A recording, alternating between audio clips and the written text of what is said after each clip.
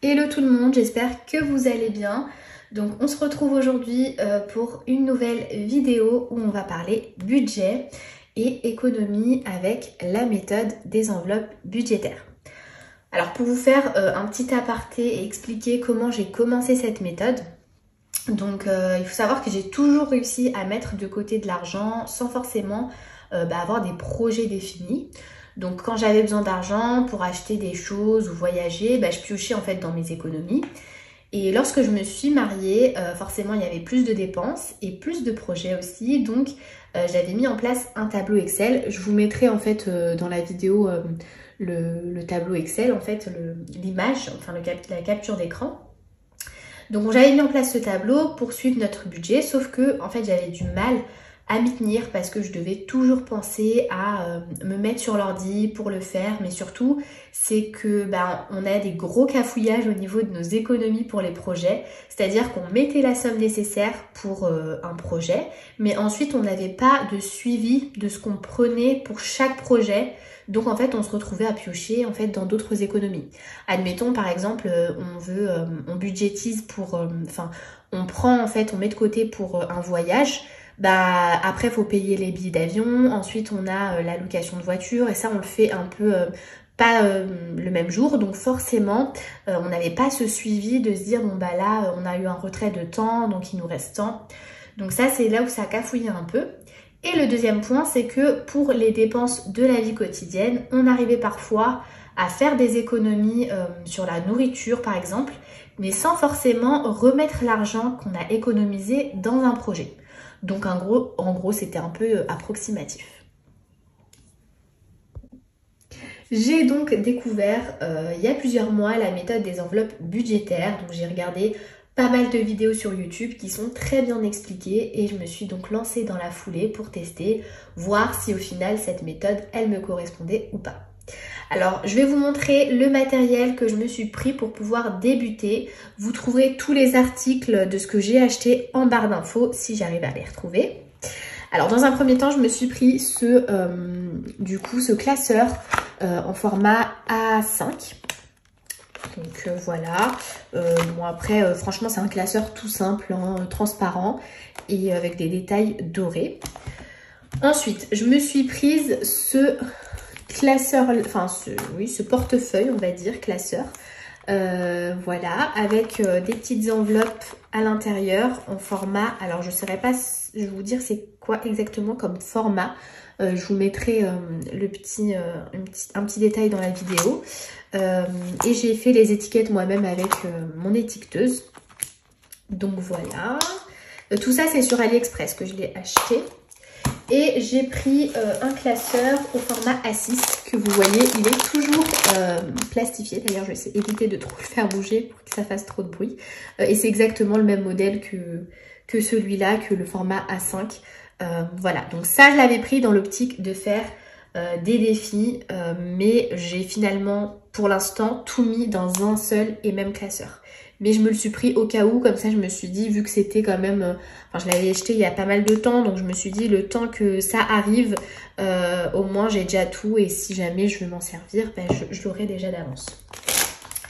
Et j'ai également acheté, parce que je ne savais pas encore comment j'allais m'organiser pour faire mes enveloppes, je m'étais prise, pardon, je vais y arriver, ces petites pochettes enveloppes, les mêmes que celles-ci que vous retrouvez ici, mais au format A5, donc qui vont avec le classeur du format A5 et avec un petit zip pour pas, si jamais vous mettez des pièces de monnaie, pour pas que ça tombe. Voilà, mais pour l'instant je ne m'en suis pas servie.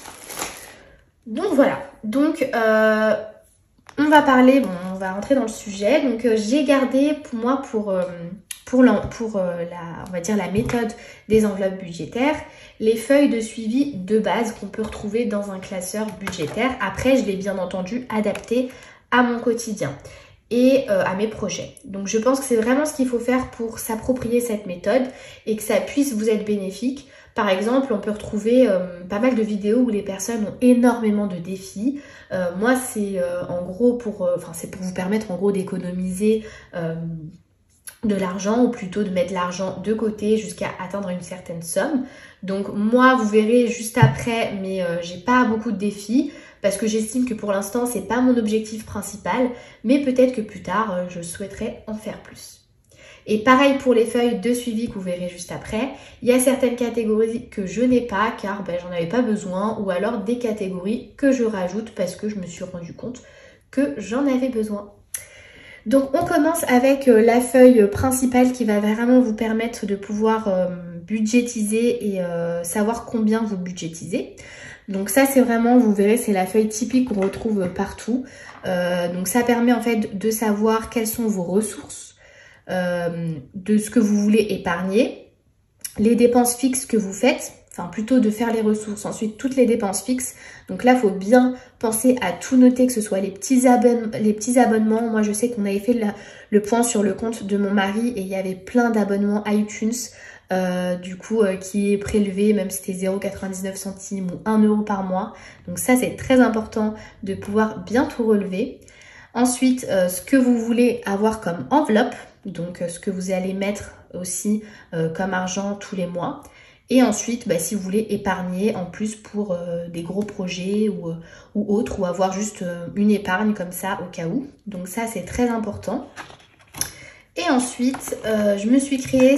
Alors ça, je l'ai encore jamais fait, hein. C'est vraiment des trackers qui sont nouveaux. Ça, je le faisais sur mon tableau Excel, donc il est encore tout nouveau. Ça pareil, c'est pour savoir en fait les économies que vous avez pu faire chaque mois. Je trouve que c'est très intéressant d'avoir un visuel de ce qu'on a pu faire comme économie pour se dire voilà, quand même être fier de ce qu'on peut faire comme économie et puis se lancer de nouveaux défis, de dire là je peux peut-être économiser un peu plus. Donc je trouve ça top, et de se dire à la fin de l'année voilà, j'ai pu économiser tant. Donc voilà, donc ça c'est un nouveau tracker que j'ai pas encore essayé. Donc ça c'est mes trackers du quotidien. Donc il faut savoir que je fais cette méthode depuis maintenant plus d'1 an. Donc j'ai pas mal de recul là-dessus, donc vous verrez, c'est pour ça qu'ils sont pas très propres. D'ailleurs même mon classeur, il est j'ai pas réussi à faire partir en fait les marques du marqueur dessus. D'ailleurs si vous avez une petite astuce, j'ai tout essayé, le gel hydroalcoolique, les gommes magiques là, mais ça veut pas partir. Donc j'ai une enveloppe, donc c'est un tracker donc que vous pouvez y glisser votre argent pour le suivi des courses alimentaires. Donc en gros, là, je note le budget que je veux mettre chaque mois pour mes courses alimentaires. Donc je note la date à laquelle en fait j'ai placé l'argent à l'intérieur. Donc en général, c'est lorsque on reçoit notre paye, on met en fait l'argent ici, donc pour les courses, et ensuite donc je mets le montant, le total, et surtout ça me permet en fait de suivre, par exemple si je vais à Carrefour, à Lidl ou autre, de voir combien j'ai dépensé et voir à la fin combien il me reste. L'objectif c'est vraiment de pouvoir faire des économies là-dessus. Ensuite, on a, alors moi je sépare courses alimentaires et hygiène et entretien, étant donné que c'est pas quelque chose que j'achète tout le temps. Donc je préfère mettre de côté pour cette catégorie et ensuite séparer les courses pour ces catégories, sachant que des fois j'achète par exemple du bicarbonate de soude, admettons, ou des produits d'entretien à Action. Donc comme ça au moins je me dis dès que je vais à Action, je peux piocher dans cette petite enveloppe et faire mes petites courses. Donc pareil, c'est une enveloppe où je peux glisser mon argent dedans. Ensuite, catégorie vétérinaire, donc ça très très utile. Du coup pareil, tous les mois, donc on met, alors je crois que c'était 15 €, je crois qu'on mettait chacun pour l'enveloppe vétérinaire, comme ça au moins, là par exemple pour vous donner un ordre d'idée, on est arrivé à 220 €. Donc c'est super, c'est top parce que là on doit le ramener chez le vétérinaire donc cette année. Et du coup, on pourra directement prendre dans cet argent et ne pas prendre, par exemple, dans un compte épargne, par exemple.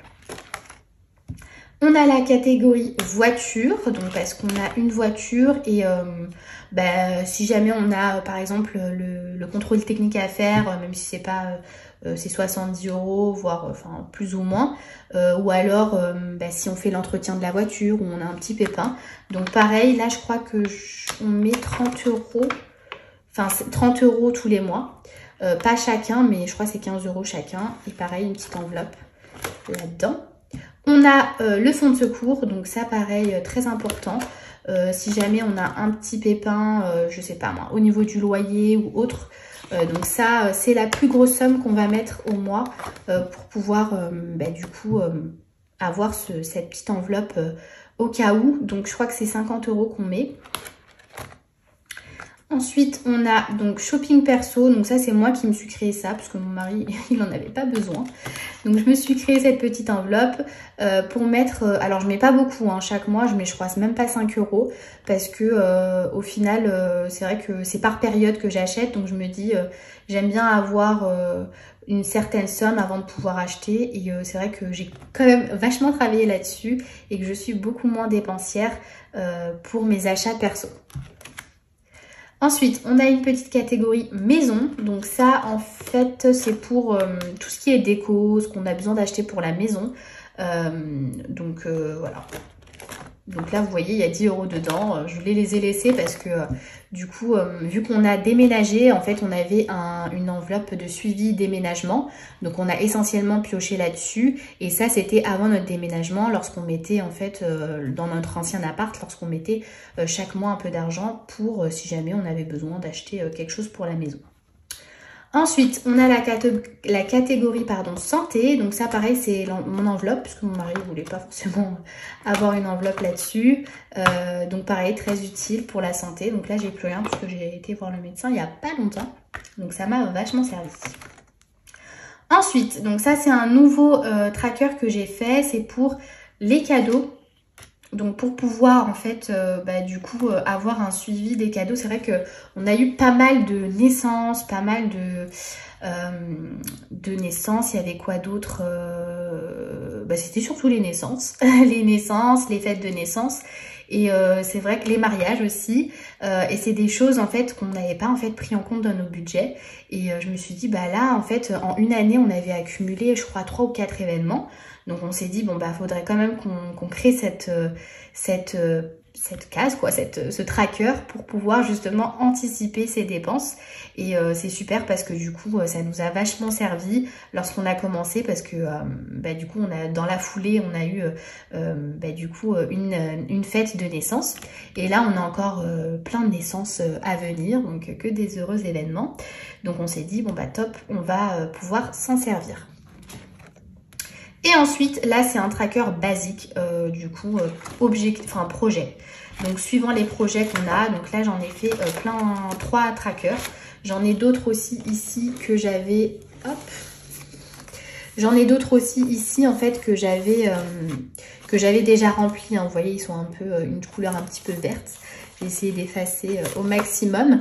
Donc voilà, donc on avait pas mal de projets. Il faut savoir que par exemple ces feuilles, on a par exemple les projets, on a eu déménagement, on a eu le projet également les vacances, tout ce qui est vacances, que ce soit quand on est parti en Turquie, en Martinique. On a eu aussi le projet qu'on fait de l'Aïd pour les cadeaux qu'on doit acheter.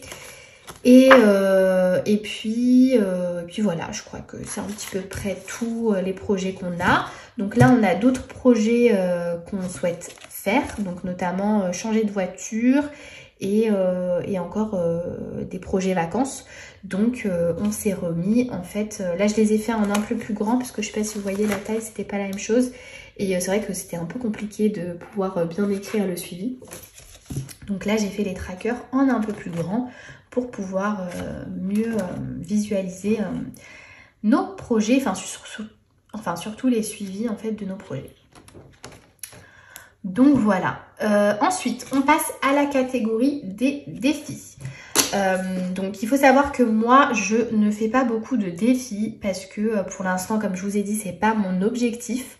Je vous verrai, on a alors 1, 2, 3, 4, 5 défis. Donc je trouve que c'est quand même raisonnable et vous verrez en fait c'est que des défis pour les pièces et les billets. Donc on a fait, déjà je vais commencer par le fameux défi des 5 €.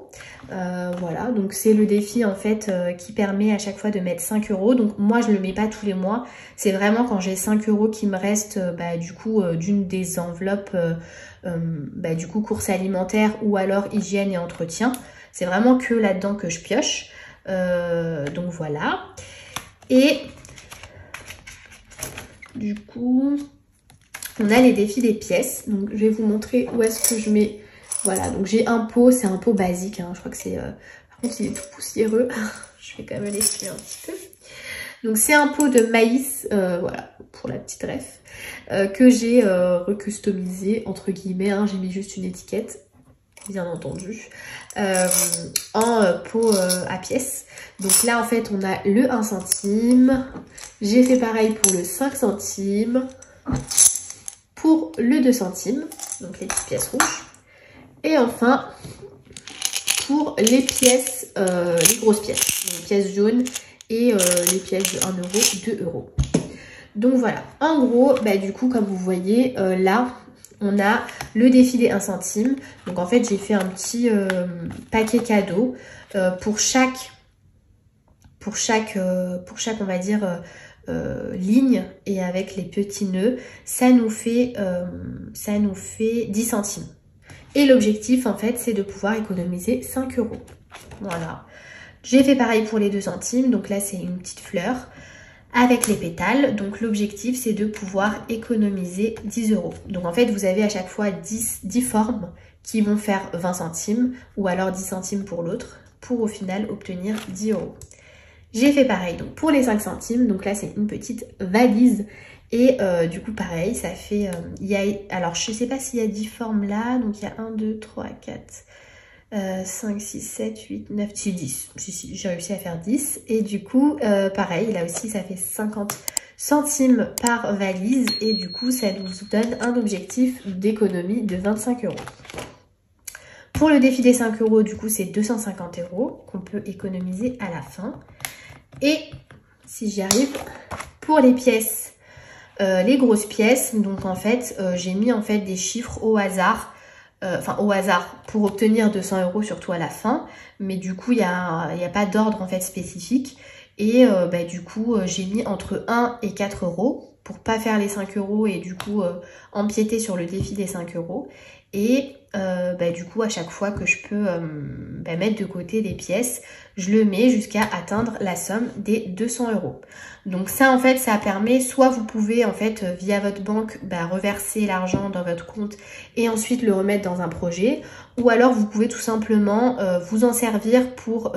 je sais qu'il y a des magasins, enfin des supermarchés qui le font. Par exemple, à Leclerc, je crois qu'il y a certains Leclerc où il y a des machines à pièces où vous pouvez transformer vos pièces en bons d'achat. Donc vous pouvez faire ça et du coup l'argent que vous mettez de côté pour les courses alimentaires permettrait en fait de pouvoir le remettre dans un projet. Donc voilà, donc là c'est vrai que j'ai pas vachement avancé depuis que je les ai mis en place. Je crois que je l'ai mis en place du coup je crois que c'était il n'y a pas très longtemps, hein, mais c'est vrai que pendant 2-3 mois j'ai un peu mis de côté les enveloppes vu que j'étais un petit peu malade, donc ça a été un peu mis de côté. Mais voilà, je trouve que c'est quand même vachement intéressant de faire cette technique. En tout cas, moi, j'ai trouvé quand même pas mal de points positifs. Et en général, du coup, pour ce petit classeur que je vous présentais, pour les courses alimentaires, en fait, du coup, je mets tout dedans. Entretien, maison. Dès que j'ai pu économiser, je mets tout dedans. Comme ça, en fait, ça, je le glisse. Vu que c'est petit, on peut facilement le glisser, en fait, dans le sac à main. Et ça permet tout simplement de pouvoir l'avoir directement tout le temps à portée de main. Et comme ça évite de dépenser de l'argent que vous avez personnel, en fait, de votre carte. Et de toujours avoir les enveloppes avec vous. Alors, concernant la réalisation des trackers, vous trouverez en fait sur internet plein de tutos là-dessus, sur les enveloppes aussi, comment elles sont faites. Si vraiment vous souhaitez que je fasse une vidéo là-dessus, moi ça me dérange pas. Vous pourrez en fait me demander en commentaire si jamais ça vous intéresse que je le fasse. Du coup, je le ferai avec grand plaisir, ça me dérange absolument pas. Mais en tout cas, il y a de très très bonnes vidéos qui sont faites sur YouTube là-dessus. Vraiment, maintenant, cette méthode, elle est très répandue. Donc, les vidéos sur tout ce qui est enveloppe budgétaire, ou budget enveloppe, hein, parce que du coup, on trouve souvent ce nom, budget enveloppe en anglais. Du coup, c'est des vidéos qui sont vraiment très très très faites parce que c'est une méthode qui est de plus en plus répandue.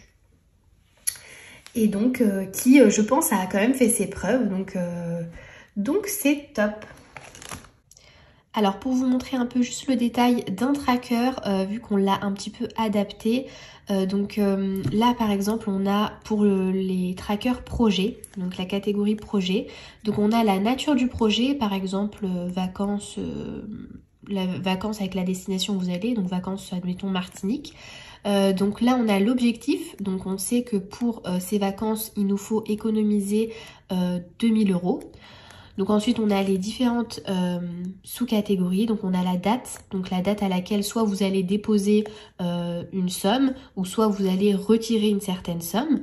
Donc on met la date, alors qui? Parce que vu qu'on peut épargner, donc en général on épargne moi et mon mari, donc on met à chaque fois qui, donc moi en général je mets soit le symbole femme ou alors le symbole garçon, sachant que je fais également un code couleur, donc j'utilise les feutres, les marqueurs du coup Stabilo. Donc quand c'est pour moi, je crois c'était le vert et mon mari il a le bleu. Donc ça permet aussi rapidement de visuellement directement savoir qui a mis quoi sans forcément remplir la case qui. Donc on met donc le dépôt, le montant du dépôt, ou alors si c'est un retrait, le montant du retrait et le total en fait.